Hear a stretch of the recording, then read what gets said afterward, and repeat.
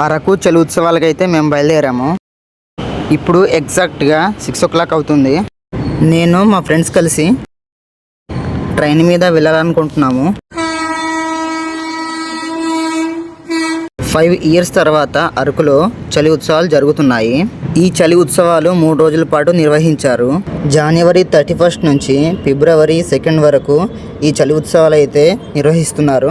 Winter సీజన్లో అరకులో ఉండే చలి, మంచు, లోవెస్ట్ టెంపరేచర్స్ అక్కడికి వచ్చే టూరిస్టులను ఎంతగానో ఆకర్షించుకుంటాయి.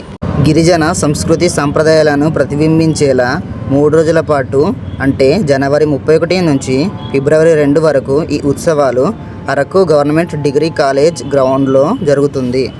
ఈ చలి ఉత్సవాలను చూడడానికి చాలా రాష్ట్రాల నుంచి టూరిస్టులు అయితే వచ్చారు.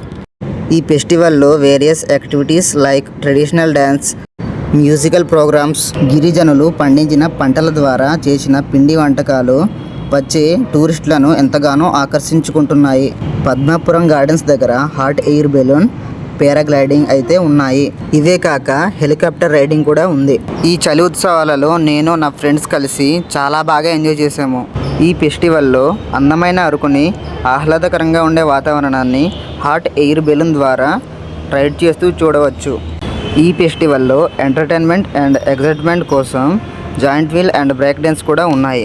మీరు ఈ ఫెస్టివల్కి వచ్చినట్లయితే తప్పకుండా పార్టిసిపేట్ చేయండి, చాలా బాగుంటుంది. అల్లూరి సీతారామరాజు జిల్లా కలెక్టర్ పిఓ అలాగే ఏపీ గవర్నమెంట్ సహకారంతో ఈ ఉత్సవాలు చాలా ఘనంగా జరిగాయి. ఈ చలి ఉత్సవాలలో అందరినీ ఉత్సాహపరచడానికి సింగర్ మంగ్లీ గారు కూడా వచ్చారు. మంగ్లీ గారు తమ యొక్క పాటలతో అందరినీ చాలా చక్కగా ఎంటర్టైన్మెంట్ చేశారు. సింగర్ మంగ్లీ గారు పాడిన పాటలను మీకు కూడా వినిపిస్తాను.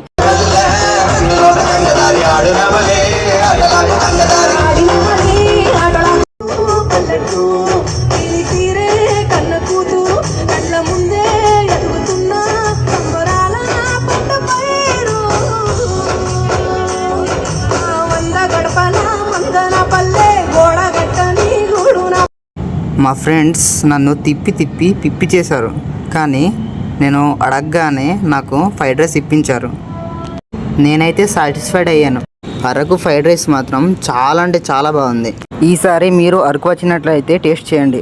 ఈ వీడియో కనుక మీకు నచ్చినట్లయితే లైక్ చేయండి, షేర్ చేయండి. మరిన్ని వీడియోస్ కోసం నా ఛానల్ని సబ్స్క్రైబ్ చేయడం మాత్రం మర్చిపోకండి.